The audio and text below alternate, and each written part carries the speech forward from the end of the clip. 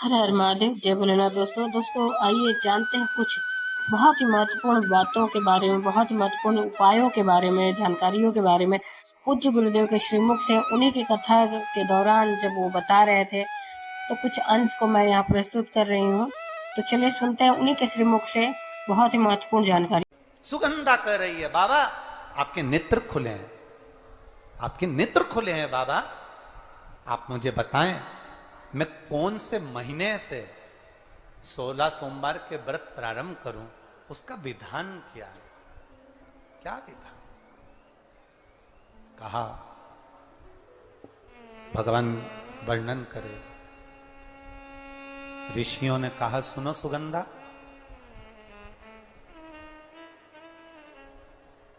ये 16 सोमवार का व्रत कोई साधारण नहीं है। सुगंधा, संतान की प्राप्ति के लिए अगर 16 सोमवार का व्रत उठाया जाता है तो श्रावण के पहले सोमवार से उठाया जाता है। कब से उठाना चाहिए? श्रावण का पहला सोमवार। सुनो सुगंधा, यदि कोई विशेष बीमारी हो गई, बहुत रोग हो गया, तकलीफों में जिंदगी चल रही हो, बहुत कष्टप्रद जीवन चल रहा, तो बैसाख के महीने के पहले सोमवार से 16 सोमवार का व्रत उठाना चाहिए।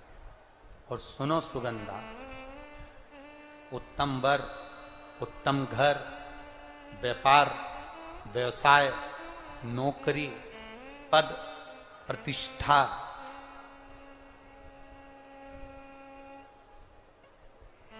के लिए अगर हमें व्रत करना है तो मार्गशीर्ष मास का पहला सोमवार से इस व्रत को प्रारंभ कर देना चाहिए। मार्गशीर्ष मास का पहला जो सोमवार हो उसमें इस व्रत को प्रारंभ कर लो। और सुनो सुगंधा, ये व्रत दोपहर के तीसरा जो पहर हो, प्रदोष काल, उस प्रदोष काल के समय पर आप इस शिवलिंग की पूजन अपने घर में पार्थिव बनाकर स्मरण कर कर भगवान देव अधिदेव महादेव के लिए प्रसाद तैयार कर कर, आप जिस भाव से भगवान शंकर का आटा सेक कर या चूरमा बनाकर या मलिदा बनाकर जो भी आप बना रहे हैं, उससे 3 हिस्से प्रसाद के इस 16 सोमवार के व्रत में भी होते हैं। कितने हिस्से होते हैं? 3 हिस्से। पशुपति व्रत में 16 सोमवार के व्रत में एक अंतर भारी है। पशुपति व्रत में 2 हिस्से मंदिर में रह जाते हैं, एक हिस्सा अपने साथ आता है और स्वयं को खाना पड़ता है। पर 16 सोमवार के व्रत में यह भाव है, एक हिस्सा भोलेनाथ का रहता है, दूसरा हिस्सा भक्तों के लिए, शिव भक्तों के लिए रहता है, और तीसरा हिस्सा आपके लिए रहता है। यदि पूरा ना पा सकें तो दूसरे को भी आपके हिस्से का प्रसाद दे सकते हैं, प्रदान कर सकते हैं। अब आ जाओ, बड़ा सुंदर प्रसंग।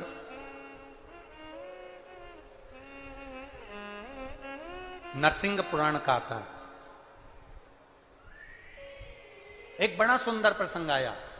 16 सोमवार के प्रसाद को कई माताएं जब 16 सोमवार का उद्यापन करती हैं, 16 जोड़े आमंत्रित करती हैं और 16 जोड़ों को घर में बुलाकर जब भोजन कराती हैं, तो वो 16 जोड़े जो भोजन करने वाले होते हैं या 16 सोमवार के उद्यापन, हम तो आपसे यहां तक कहेंगे कि 16 सोमवार का उद्यापन अगर किसी के यहाँ मोहल्ले में, कॉलोनी में, घर में किसी के यहाँ हो रहा हो, तो उसके यहाँ आप भोजन भंडारा खाने के लिए जाओ चाहे मत जाओ, पर 16 सोमवार का अगर प्रसाद का उद्यापन का अगर प्रसाद मिल जाए तो दोनों हथेलियां फैलाकर श्री शिवाय नमस्तुभ्यम कहकर, ओम नमः शिवाय बोलकर, नमः शिवाय बोलकर, अपनी कामना कर कर, किसी के अगर उद्यापन हुआ हो, दोनों हथेलियां फैलाकर उससे थोड़ा सा प्रसाद मांगकर उसी के दरवाजे पर खाकर आ जाइए,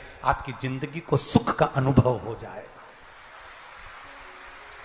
तो कोई पूछे ये कथा कहां से ली, तो आप बता देना नरसिंह पुराण में यह वर्णन आता है। कौन से पुराण में है? नरसिंह पुराण में वर्णन आया कि एक बहुरोमा नाम का एक दैत्य था, एक असुर बहुरोमा।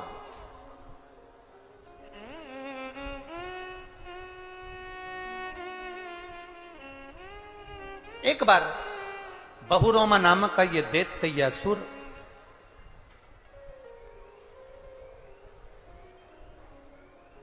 मार्ग से निकल कर जा रहा था और किसी एक ऋषिवर ने, एक गुरु ने, एक संत ने उस बहुरोमा दैत्य को देखा। नरसिंह पुराण का चरित्र।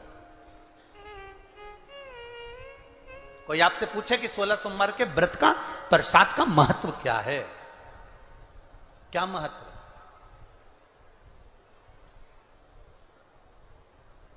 बहुत ध्यान देना, यहां पे माताएं पशुपति व्रत करती हैं। पशुपति व्रत अगर आप लोग करते हैं तो उसके 2 हिस्से मंदिर में छूटते हैं प्रसाद के। बोलो री जी हाँ, सही है। मंदिर में आप जो प्रसाद के 2 हिस्से छोड़कर आती हो, बहुत सारी माताएं व्रत करती है और वहां प्रसाद के हिस्से रखे रहते हैं। मंदिर का पुजारी हो, मंदिर के पंडित जी हो, या मंदिर की कोई नारी, कोई पुरुष, कोई बच्चा, कोई बड़ा, उस प्रसाद को एकत्रित कर लेता है और उस प्रसाद को जो भक्त लोग दर्शन करने आते हैं, जिनका पशुपति व्रत नहीं रहता, या जो दर्शन करने आए, या गांव के बच्चे हों, नगर के बच्चे हों, कॉलोनी के बच्चे हों, उनको वो प्रसाद जो वितरण किया जाता है, शिव महापुराण की कथा कहती है, हजारों हजारों अश्वमेध यज्ञ का जो फल प्राप्त होता है, वो मात्र वो प्रसाद के वितरण से और उसके पाने से प्राप्त हो जाता है। आप लोगों में से कोई माता ने करा कभी ऐसा? अगर कोई प्रसाद चढ़ाकर गया, पशुपतिनाथ व्रत का 2 हिस्सा छोड़कर गया, और बहुत सारी माताओं ने छोड़ दिया और वो सब चली गई, उसके बाद वो प्रसाद रखा रहता है, तो उसको एक तसले में, एक पात्र में एकत्रित करना चाहिए और उसको बांटना। हजारों अश्वमेध यज्ञ के फल के बराबर वो पुण्यता पशुपतिनाथ के व्रत को वितरण करने की, उसको पाने की।